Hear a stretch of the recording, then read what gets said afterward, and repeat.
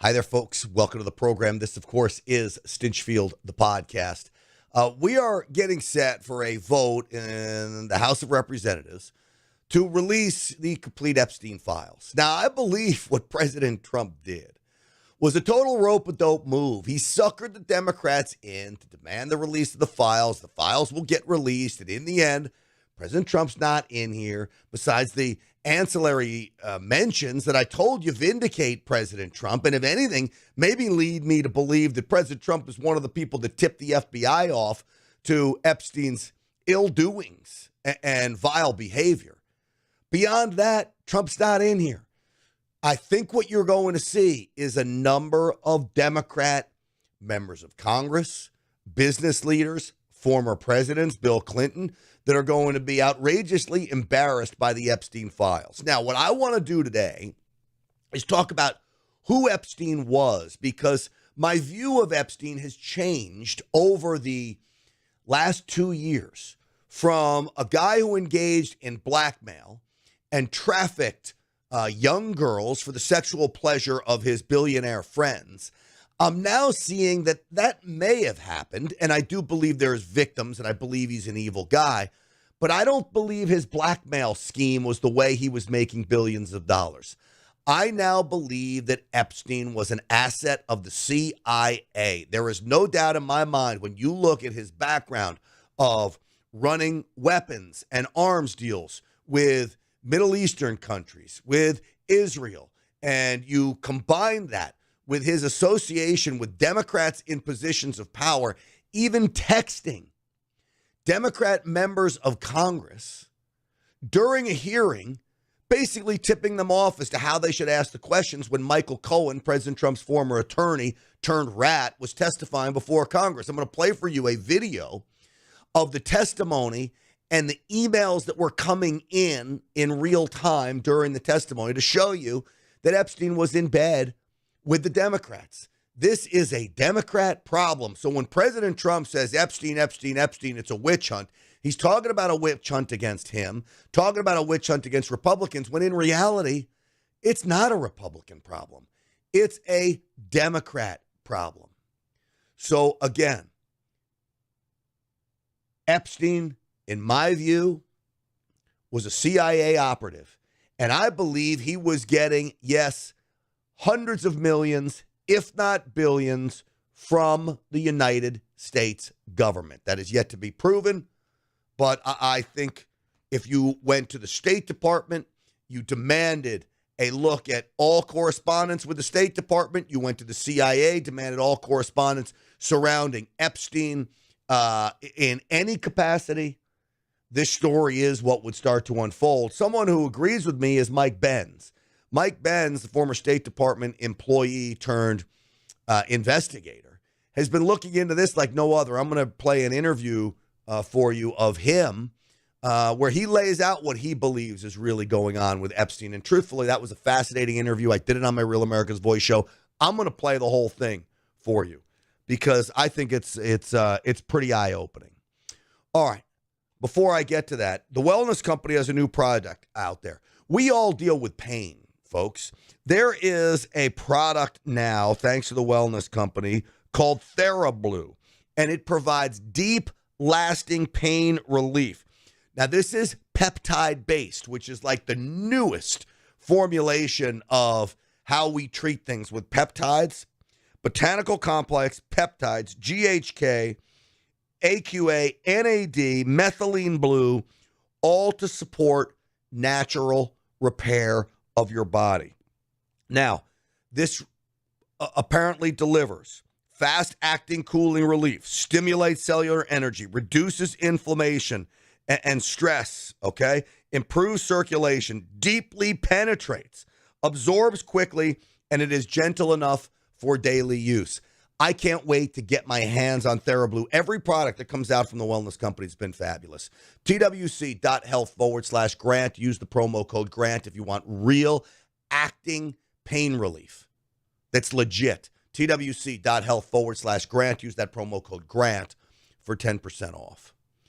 All right, so Epstein is apparently texting, okay, During a congressional hearing, Stacey Plaskett, Democrat from the Virgin Islands, all right?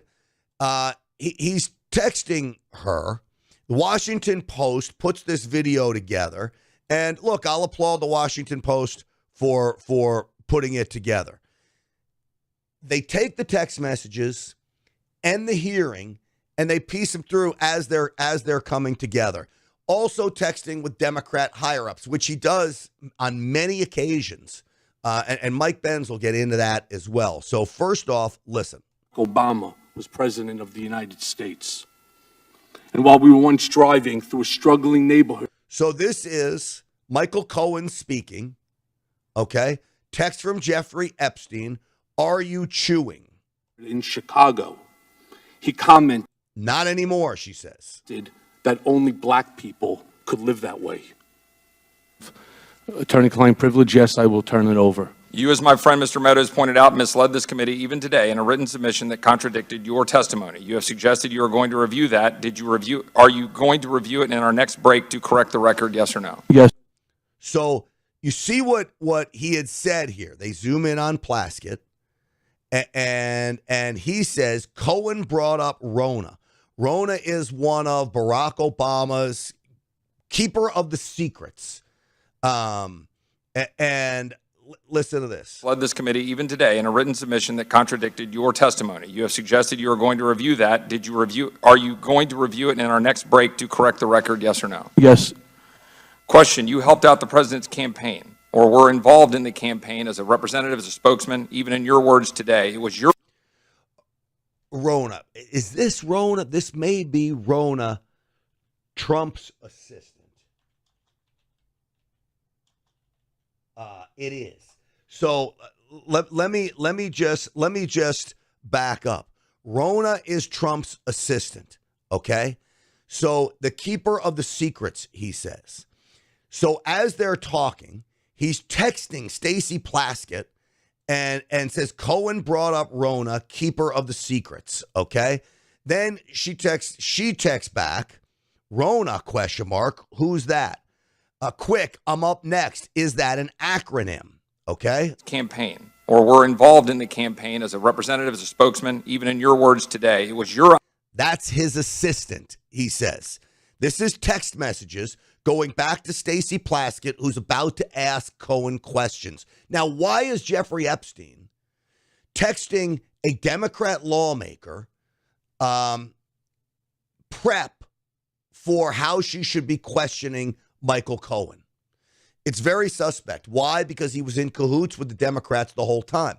This is more proof that this is a Democrat problem. Idea for the campaign dating back to 2011. Is that accurate? Yes or no? Yes.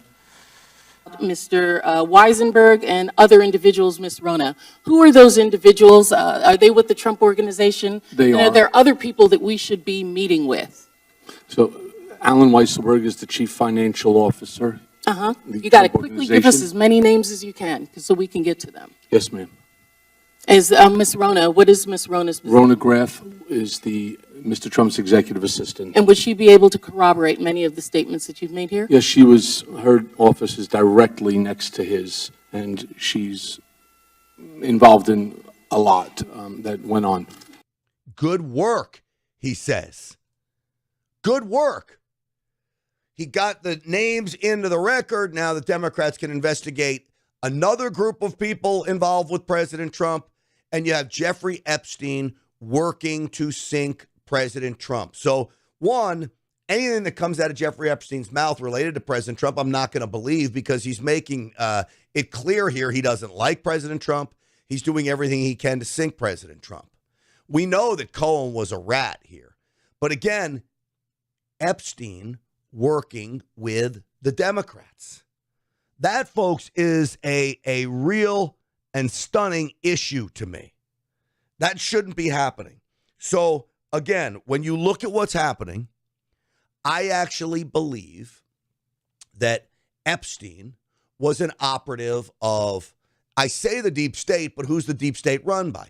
It's run by the Democrats. This is why he's able to text members of Congress during their questioning of witnesses tips as to what they should be asking. Now, beyond that, Epstein had ties, we know, to the State Department, we know to the CIA. I now believe that's where he made all his money. When it comes to the victims, I do believe they were real, but I don't believe the abusers were as prolific as originally made out to be. I do believe people like Bill Clinton were involved, Prince Andrew involved. Beyond that, we haven't seen many names. And it's not that they've been trying to hide them. It's that I don't know if these names actually exist. Certainly President Trump isn't one of those names. If it was, we would have known about that a very, very, very long time ago. All right, so Mike Benz's interview coming up in just a second. Before that happens, I want to tell you about Patriot Mobile. PatriotMobile.com/Grant. 972-PATRIOT, 972-PATRIOT. Get a Patriot mobile phone like I have. The service is fabulous. 100% U.S.-based customer service. You pick the network you want to be on, but even more than that, it's America's only Christian conservative wireless provider, which means a little bit of the money you spend on your cell phone will go to push conservative causes. That's not happening at the other big three cell phone companies. So if you want to be part of the problem, then go with the other cell phone companies. You want to be part of the solution? Patriot Mobile is it. PatriotMobile.com/Grant, 972-PATRIOT. Free month service. Use the promo code GRANT. 1 free month. It's great. PatriotMobile.com/Grant, 972-PATRIOT. You tell them Grant Stinchfield sent you. All right, so Mike Benz may be one of the most well-schooled individuals on the Epstein files. Okay, so I talked to Mike Benz on the Real America's Voice show about Epstein, and what he had to say was nothing short of eye-opening. Well, there's so much going on with it all at once. There's obviously this new document dump that came out with emails that were kind of posting your own L's in terms of what the Democrats are doing here.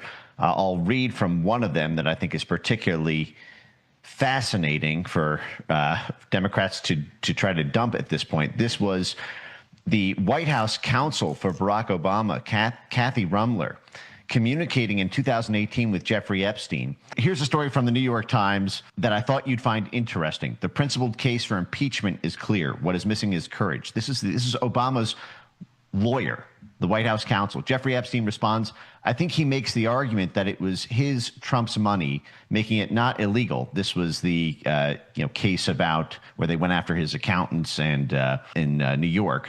Though he also said he only found out afterwards, and the fact, according to the indictment, was billed as services rendered and grossed up. I'm sure his accountant has flipped on him anyway. This is what Jeffrey Epstein is saying. I did talk in detail to Starr yesterday regarding indictments and how Trump can make a deal. Special counsel, Clinton's trash can, yes, Starr gave me more, yuck. And then Obama's lawyer responds to Jeffrey Epstein. This is August 2018, and they would angle for impeachment just 1 year later, of course, post Jeffrey Epstein getting indicted. Obama's lawyer, Kathy Rumler, writes, it makes no difference whether it's his money, issue is failure to disclose, plus fact that he has lied his ASS off about it makes it clear he knew it was illegal. And Jeffrey Epstein responds, you see, I know how dirty Donald is. My guess is that non-lawyers, New York biz people have no idea what it means to have your fixer flip. So this is Jeffrey Epstein working directly with Obama's lawyer to insinuate that Jeffrey Epstein might flip on Trump, insinuating that he was somehow Trump's fixer. But what this actually shows is the Democrat Party coordinating with Jeffrey Epstein kind of on the eve of his own second indictment to try to get Donald Trump indicted and impeached himself. But honestly, I think so much of where we are right now is down to the fact that there has not been disclosures from this Justice Department or Central Intelligence Agency about Epstein's role in international affairs and international statecraft dating back decades, literally dating back to the 1980s. And this is just a very deep source of frustration, because when you look at, for example, the close relationship between Jeffrey Epstein, the Clinton family, and the Ehud Barak Israeli Labor Party, it is patently clear that if the Central Intelligence Agency and the State Department were to do a sweep of all of their files, communications, records, a simple name trace of Jeffrey Epstein's name within CIA and State Department files, the raft of the voluminous scale of the documentation, I think, would be enormous. The State Department rented out a physical property to Jeffrey Epstein personally in the 1990s. They obviously diligenced him before. You and I can't just get the State Department as our personal landlord after seizing a mansion from the government of Iran. I mean, to say nothing of Epstein's work during Iran-Contra with both the U.S. and Israeli side of intelligence through the Adnan Khashoggi link, or through what was being done during the Oslo Accords in the 1990s between Bill Clinton and Ehud Barak when he was the prime minister there, to Jeffrey Epstein setting up the Clinton Global Initiative, and she goes on to be Secretary of State. But for some reason, they are not pursuing this lead, and it is maddening to watch from the outside. Well, I think what's going to happen is if they pursue that, exactly what you're laying out will happen. They'll connect Epstein to all of those things. So two things as you spelled this out. One, I think it's stunning to the core that Barack Obama's attorney is communicating with Jeffrey Epstein. Everybody knew Jeffrey Epstein's problems and issues in 2018. The fact that the president's own attorney is communicating with him in cahoots to try to sink Trump in this little game they're playing is absolutely stunning. The other question of this, as you spell this out, I always try to figure out, where did Epstein make his money? And I always thought before all this happened that, oh, well, he was blackmailing people. He was, had all these billionaires coming in and he'd get them sleeping with young girls and he'd blackmail them. And that's right. I don't see that's where he got his money. So now I'm falling back on, was he getting his money from the CIA?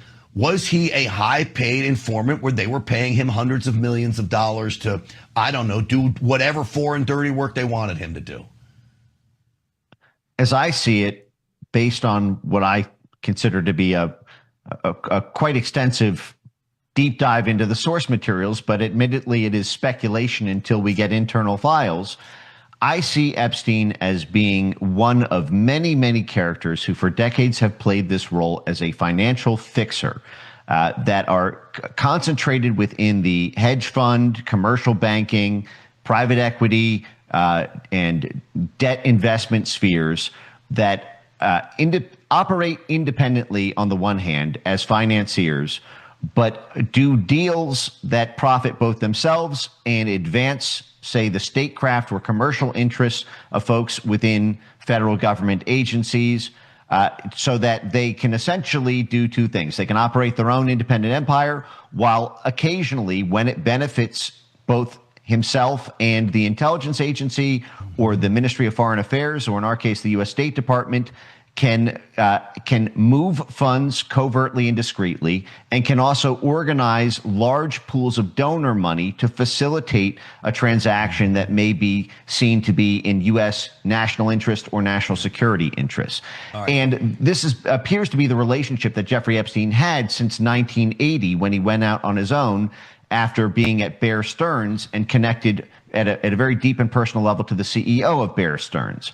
And you have this statecraft web that stretches from the U.S. to Israel to Saudi Arabia to the U.K. to France. These are all transatlantic allies. Yeah. And there's a lot of intelligence sharing. And you don't know who the junior and senior partner is on any particular transaction. But that is why we have to start here at home with what our own files show.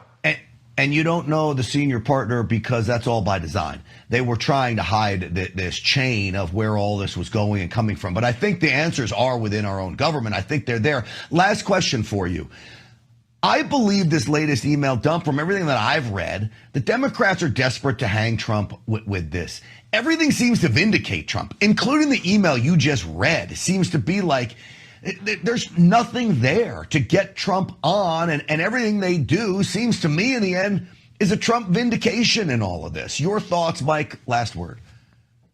I think Democrats have done the polling, and I've seen way too many high-level Democrats talk openly about how there is a split within the Republican base over the Epstein issue, and this is a wedge that can be used to drive a wedge issue that can drive different factions of the MAGA base apart, demobilize them ahead of the 2026 midterms and 2028 election. And I think that Democrats are playing brinkmanship with the Epstein issue, but will not play full chicken because their own party bigwigs and financial overclass is deeply tied to Epstein himself. And that includes, even last night, I did a private stream for my subscribers going over Jeffrey Epstein's links, not just to Larry Summers and to Hillary Clinton and Ehud Barak on the Israeli side, but even to George Soros portfolio companies like Rio Tinto.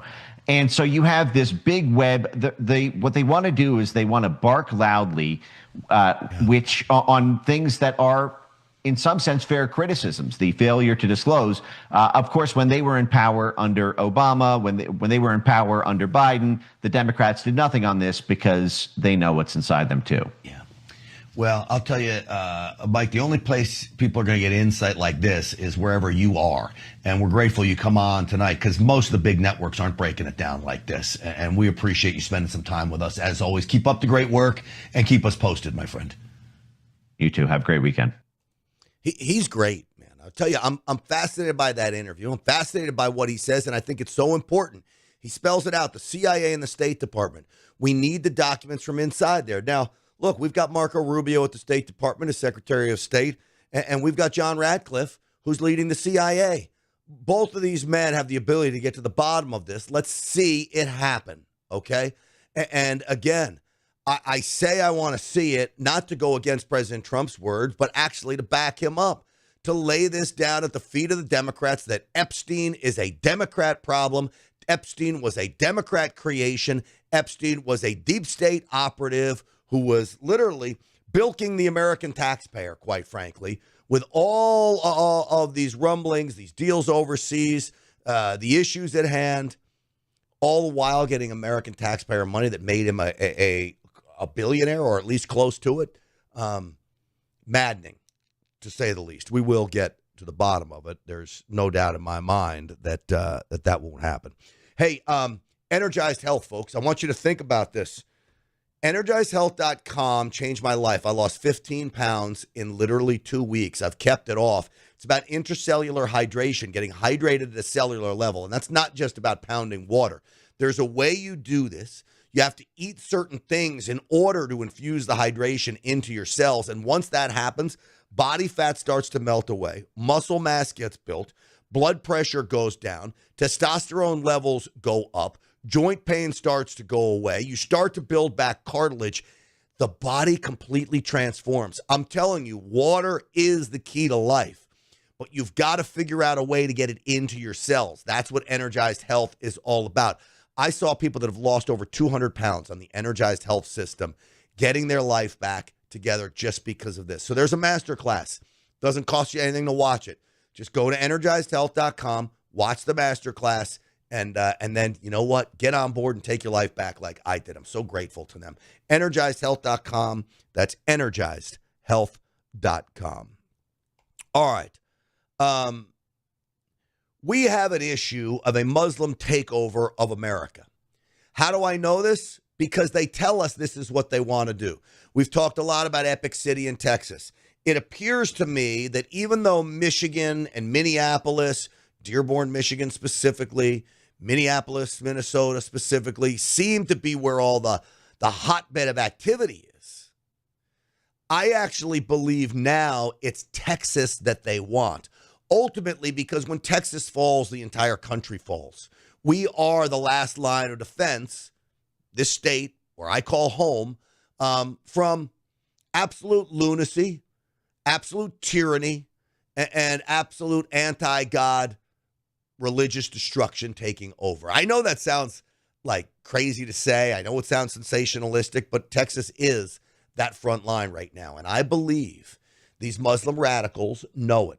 Specifically those working with the Muslim Brotherhood. Now, I told you that how do we believe them? Because they say it.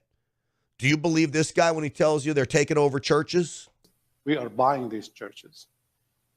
We bought 3 churches so far, converted them to masjids, and now we have one we are buying with a school to make it, because we have to serve the same people. The people who were part of that community, one day they will be Muslims. So we'll make it into a masjid and an Islamic school for our children and their children, inshallah. So right there, this imam is saying they're buying up churches because they're going to be part of our community. What he's saying is, we will indoctrinate their children. We will force them to embrace the idea of Islam, drop Christianity, and come to us. And then we'll be there to supply the Muslim schools and indoctrinate their children. Quite frankly, it's frightening. They really believe that this can happen. And in many respects, they're buying up the churches. It already is. 100 years ago, they invaded the Muslim world and they built missionary schools and destroyed Islamic schools and masjids. Today, we bring the favor back, turn their churches into masjids and their schools into Islamic schools. Bring the light of Islam to here.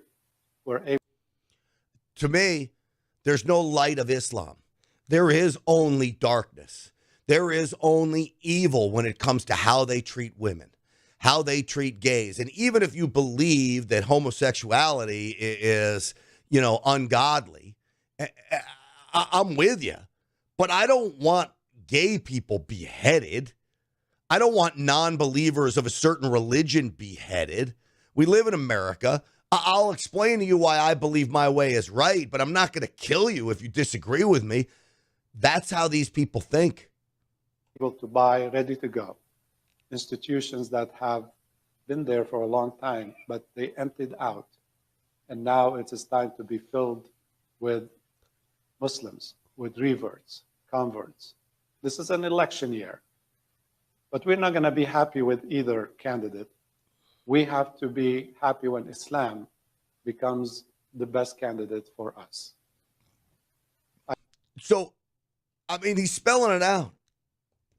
They don't want candidates like Trump or Kamala Harris. I don't want a candidate like Kamala Harris. I do want a candidate like Trump. This is before the election. What he's saying is he wants a Muslim candidate. They want a Zohran Mamdani. And when you start to look at the numbers, and we're going to get into that, there's an explosion of Muslim candidates taking over at every level of government, all the way down to your school boards, which is frightening. Ask Allah subhanahu wa ta'ala to give Islam the victory in this country. No, I'm not asking him that. Last thing I want is for Islam to have victory in this country. So they look to Texas. That's where these epic city is. You got the Attorney General, Ken Paxton, stepping in and saying, hey, we're going to stop that, because they know if Texas falls, the whole country falls. Look, they do it in small steps. They're buying up churches. Even if they can't convert the people in the church, they've taken away their church. Do you understand that? Now they got to go find another church. And maybe 2, 3, 4 families, 5 families, God forbid, convert back to Islam, as he says. Very, very scary. So what is their plan? Well, it was spelled out in a handbook that was written by the Muslim Brotherhood about how to take over America. And my friend here, Brigitte, who runs a great organization exposing all of this stuff, I saw this social media post from her, and I said, I got to play it for you, because this literally explains what the plan is, how long the plan has been going on for, and now we're starting to see that plan come to fruition. If we don't stand up and say no, it will come to fruition in far too many communities, to the point where we lose this country.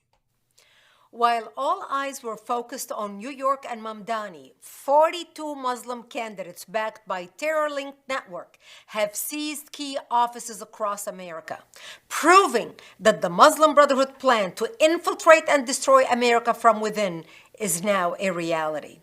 76 Muslims ran for office nationwide, 42 won, 3 races still pending.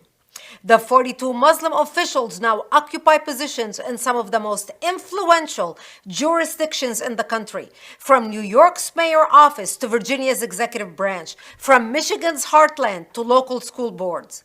The newly elected officials span at least 9 states: New York, Virginia, Michigan, New Jersey, Maryland, Washington, Ohio, Pennsylvania, and North Carolina.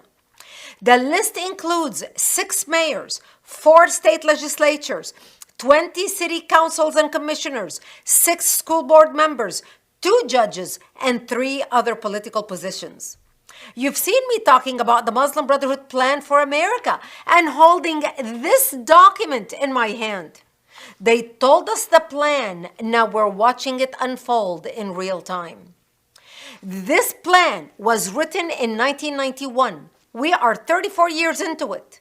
And as a refresher, here's a paragraph titled, Understanding the Role of the Muslim Brother in North America. Quote, the process of settlement is a civilization jihadist process. The brothers must understand that their work in America is a kind of grand jihad in eliminating and destroying the Western civilization from within and sabotaging its miserable house by their hands. The last page lists 29 front Islamic organizations in the U.S., including the Muslim Student Association, which Mamdani was a member of, and IAP, which later became CARE, Council on American Islamic Relations.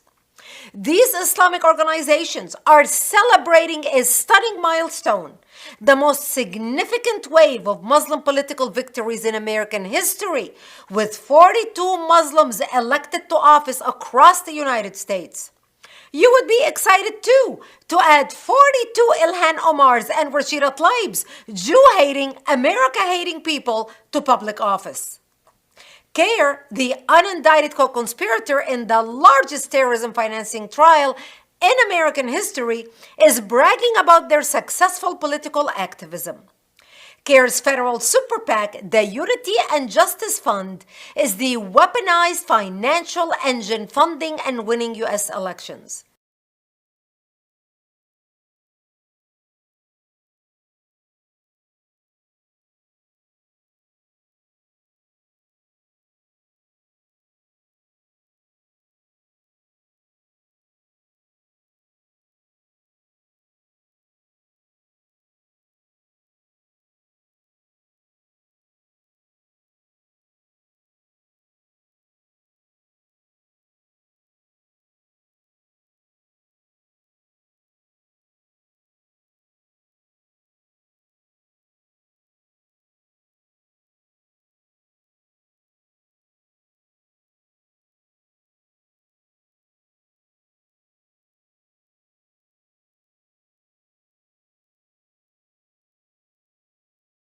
CARE is mobilizing Muslims and mosques as political launchpads to build campaign infrastructure.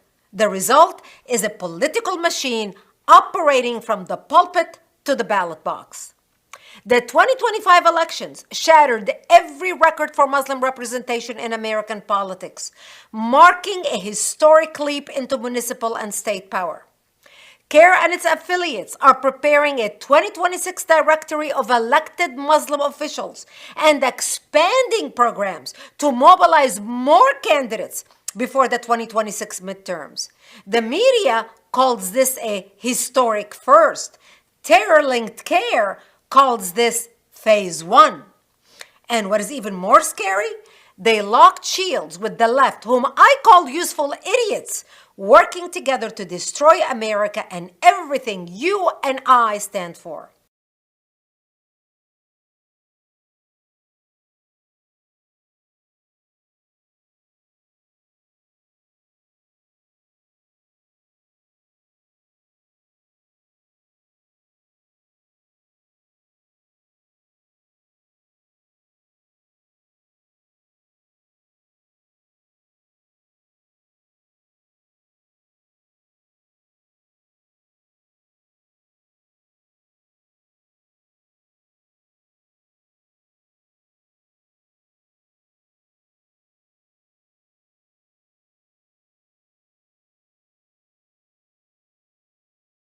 This is why you need to be engaged now. We need you in this fight, especially as the anti-Semites and anti-America unite. Join me and actforamerica.org as we mobilize the nation.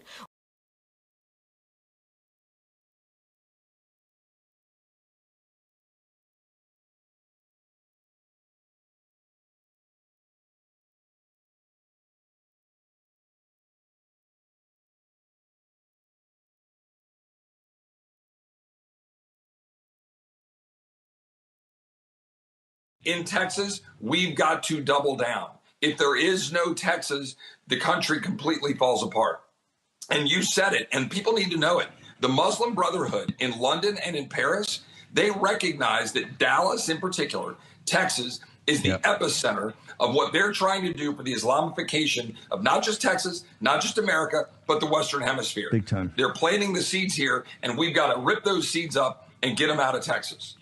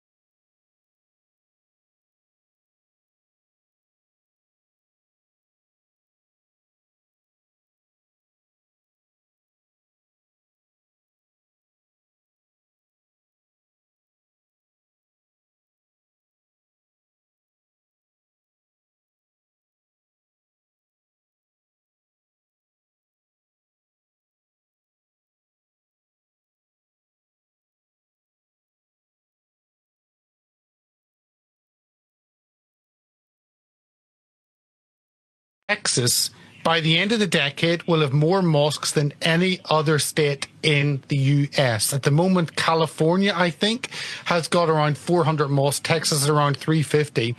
But Texas added 50 mosques over the last 24 months, and that is rapidly increasing. In Irving, where I was... Hang on, slow down. They've added how many mosques in the last 24 months? How many? 48 mosques in the last 24 months, and that is rapidly increasing. And where I was... Hang on, they're opening multiple mosques per month in the state of Texas? Yes, and this is not Epic City issue, which is one area that everyone is focusing on, thank God. This is across, and this is primarily in the Dallas, Houston area, and of course down in Austin. This is in the urban areas. I think there the huge amount of, I need to look at my figures, but there are around 200 mosques, 215 mosques, I think, that are now in the Dallas, Houston area, and around 100 plus mosques in Austin. And where I was in Irving, which is kind of between Fort Worth and Dallas, just by the airport, by DFW, there are 2 Sharia courts operating. And I know that your viewers and listeners, Steve, will think, because of the rhetoric coming out from the Republican Party, that actually there's a stop on any Sharia courts. That is not happening. There's a stop on Epic City. This is not happening in Texas. But yet there are 2 Sharia courts. One of them has, I think, ruled on 200 cases in the last year. The other one ruled on 100. And these are voluntary. Hang on. You can't have Sharia courts here in the United States of America. How do we have 2 Sharia courts that are actually, handing down decisions and verdicts in the great state of Texas, sir? Because as in the UK, we have moved away as natives from certain areas because the police are too busy, the courts are too busy, the local authorities are too busy. And if a community will deal with their issues, then we will accept that. Now, these verdicts are not legally binding, just as in the UK and the 85 Sharia courts, they're not legally binding, but they are binding for those communities, because these women, they don't speak English. They don't have any clue that there is a world outside. They may live in Texas, but really they live in 7th century Arabia. That's all they know. So positionally they're in the USA, but mentally, emotionally, legally, they are back in the Middle East. That is my concern. So Islam enters in the back door and we lock the front door, and it's not enough.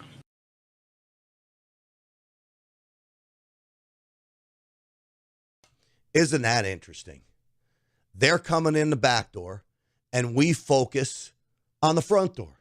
We got the front door locked, but the back door is wide open. Maybe we got a screen door on it, push right through it. So I think he is right about these women that don't understand what's going on in the world. They have these Sharia courts, and I've heard of this. Now, I've not confirmed it. I don't live far from where he's talking about. I live very close to DFW Airport, about 40 minutes away from where I live. Irving, Texas, I used to own a large business inside Irving, Texas. Large Muslim population, no doubt about it. I've heard of these Sharia law courts.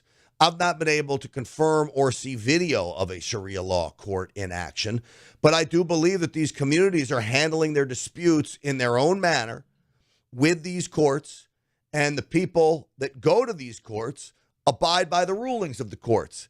Now, again, no legal standing in America, but it is an end run around our judicial system.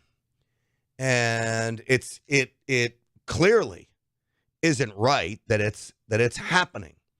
So this is part of the problem here. Here's another imam, and it should serve as a very stark warning to you. And they want to show us morality.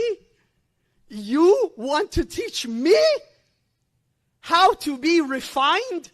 Excuse me, you are the ignorant and I am the knowledgeable. Please step aside, because the last hope for America is in Islam. We are the ones that will remind them of the truth.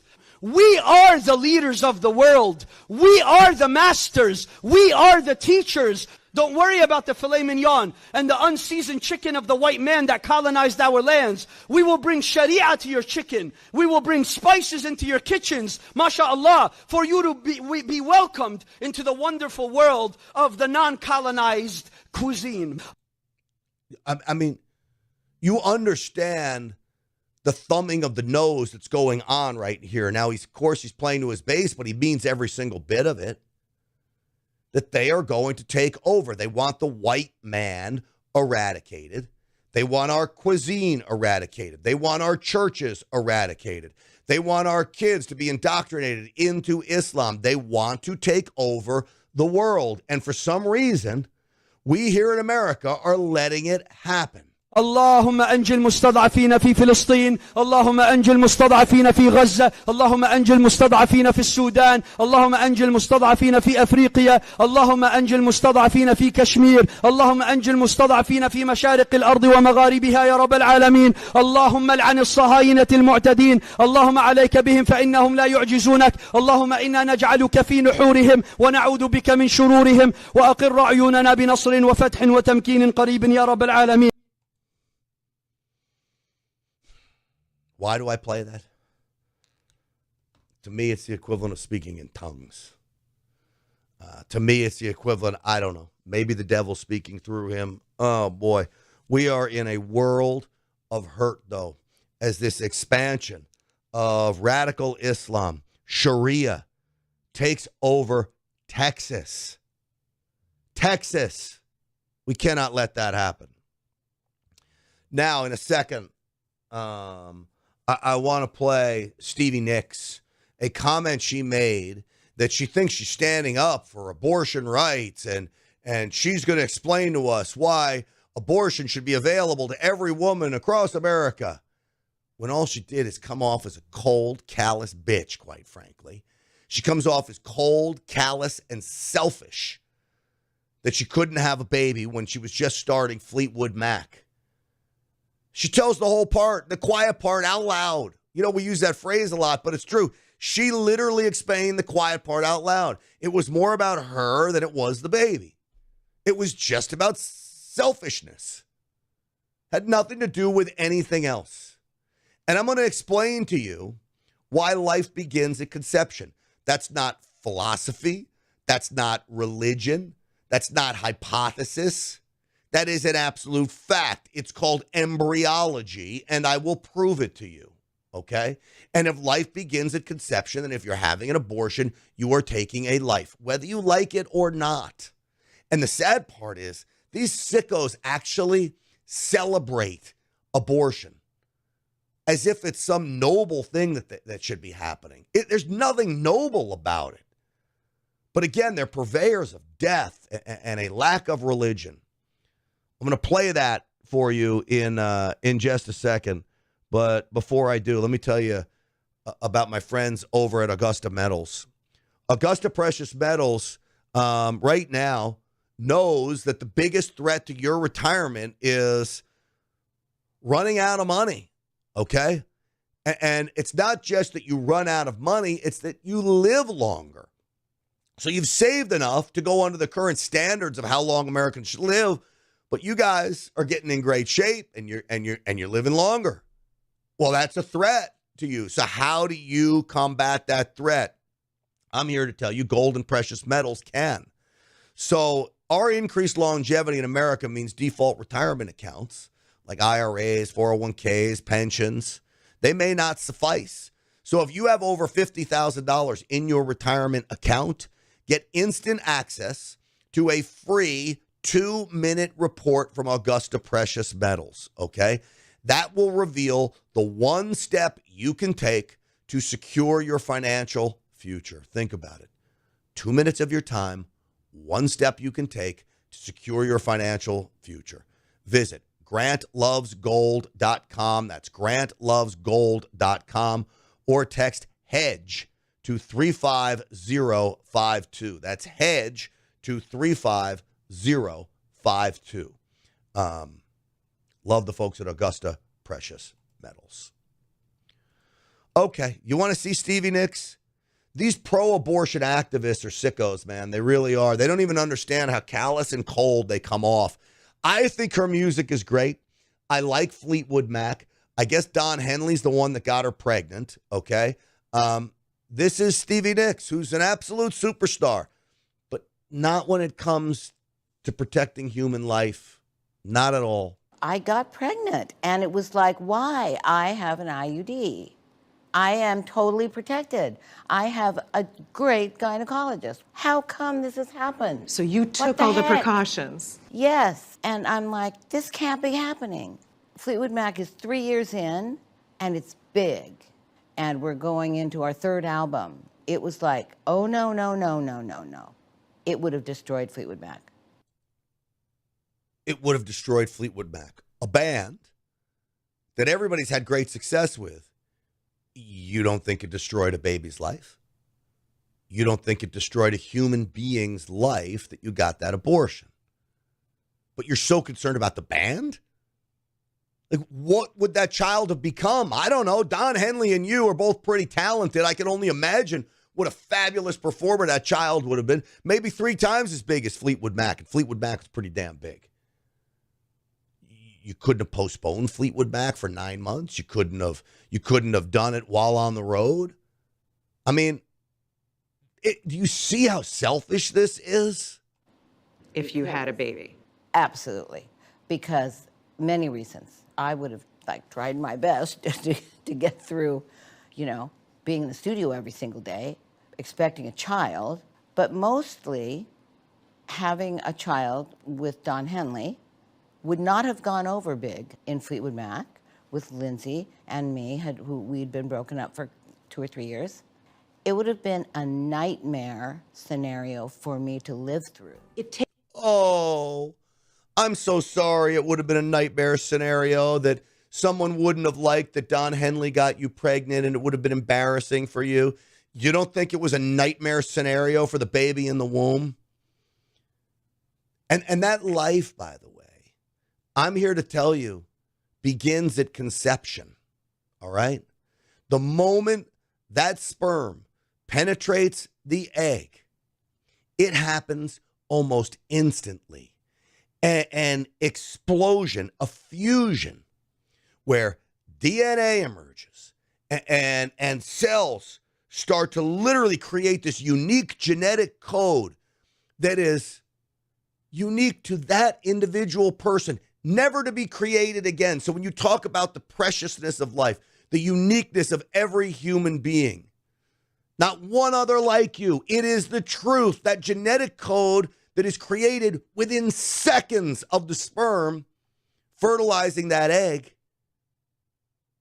It's unique, and it sets those cells off on a massive road of replication. It is a distinct human organism with a unique genetic code. As I said, happens instantly. It is not just a clump of cells. These cells are self-directed as to how they replicate, what they become. So again, this is not philosophy. This is not my religion telling me this. This is embryology telling me this. This is science. That is where the life begins. That is when it becomes a human being, that DNA is created. And she's worried about breaking up the band and what people will think of her. My Lord, it's about as selfish as it gets. It takes some courage to step into the waters of the abortion debate. Yes, it does. Why take the risk? Because everybody kept saying, well, somebody has to do something. Somebody has to say something. And I'm like, well, I have a platform. I tell a good story. So maybe I should try to do something. Well, it backfired on you. Because if anything, I'm going to use this interview to explain to people why this doesn't make any sense. So, look, when you talk about abortion, the way I argue it with people is that I start backing them down. Now, it used to be that everybody agreed that you can't kill a baby a day before it's born, that in that womb of the mother, that's a little baby that's kicking around and flopping around in there with a brain and a heartbeat and all these things, that's life. You don't just kill, that's too late. But now you have people like Nancy Pelosi and most of the Democrat Party that says you can abort a baby up to the moment of birth. But once it comes out, then it's murder. But that doesn't make any sense. I would hope still reasonable people could be backed down. Okay, 6 months. You see a picture, you got arms and fingers and it's moving. Okay, reasonable people would say that's a baby. Where it becomes a problem of arguing where does life begin is when they can't see the fingers. They can't hear the heartbeat. Well, if it doesn't have a heartbeat, and this is all just arbitrary, by the way, which is why I hate these heartbeat laws, because they're arbitrary. So people then come down and down to the point where many people have a hard time believing that life begins at conception. It's just a clump of cells. But that is far from what it is.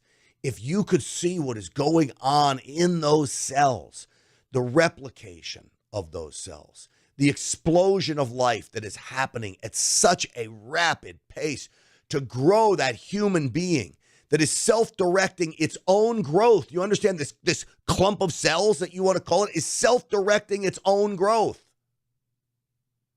You said just end it. Well, you might say, well, it doesn't have a soul yet. Well, that is where religion comes into play. Scientifically, I can't tell you when the soul is infused into that embryo. But I can tell you, if you read the Bible and you believe just about most religions, that God, the creator, my God, of Christianity, is clear in the Bible that the soul enters the moment of conception. And again, conception occurs anywhere between 5 and it takes about between 5 and 15 minutes for the sperm to get its way up the fallopian tubes. Fertilization can occur anywhere between 5 and 12 hours. So these morning after pills, it's not just taking a pill and ending the clump of cells.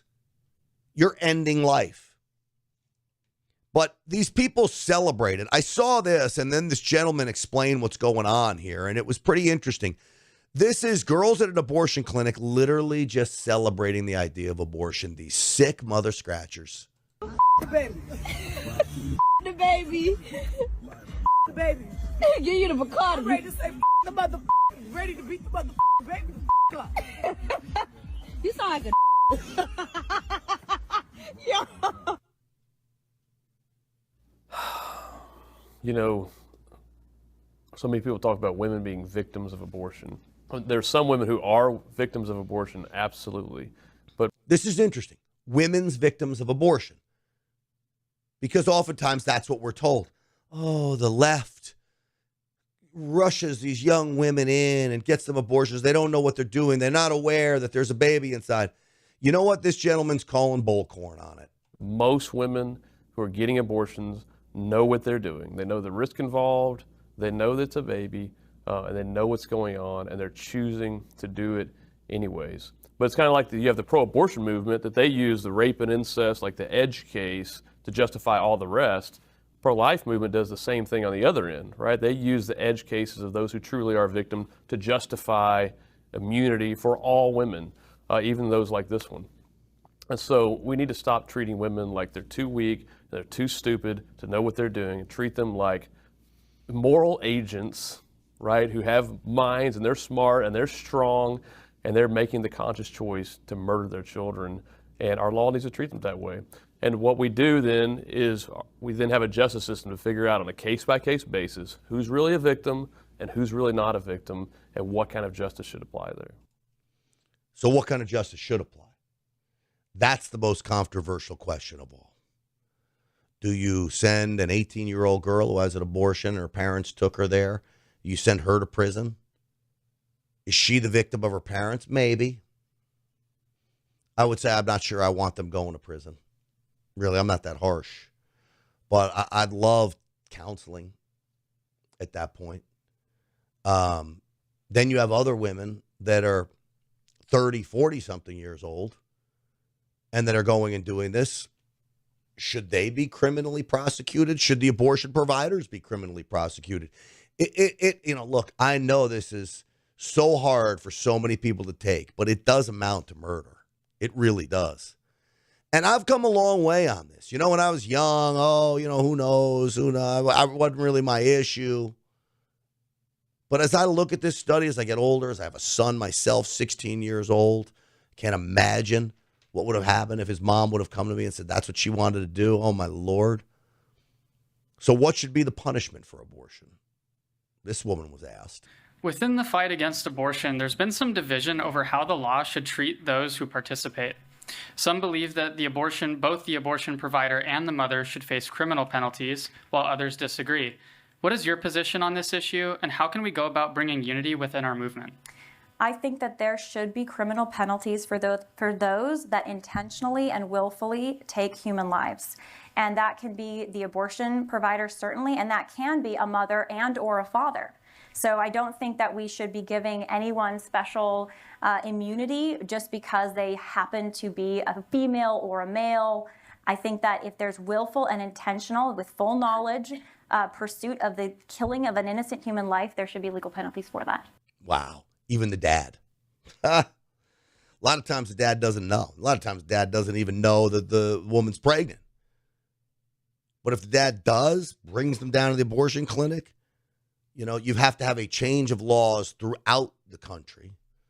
But say a state like Texas, where it's virtually outlawed, what should the penalty be? Criminal penalties? Sure seems like it should be, shouldn't it? Because you're taking a life. And again, I urge people to do some research on what happens at the moment of conception. It is a scientific miracle. A unique genetic code instantly made an explosion of life. The cells start replicating, self-directing itself. Amazing. God bless you, and praise Jesus. All right, folks, that is going to do it for us today. It's been fabulous as always. GrantStinchfield.com, Stinchfield 1776 on all the social media platforms. Please like and share this podcast. If you can copy paste the podcast, share it on all your social media platforms. You're welcome to clip anything you want from here. Just tag me at Stinchfield1776. This is how we spread the message, and I'm grateful for you being here watching.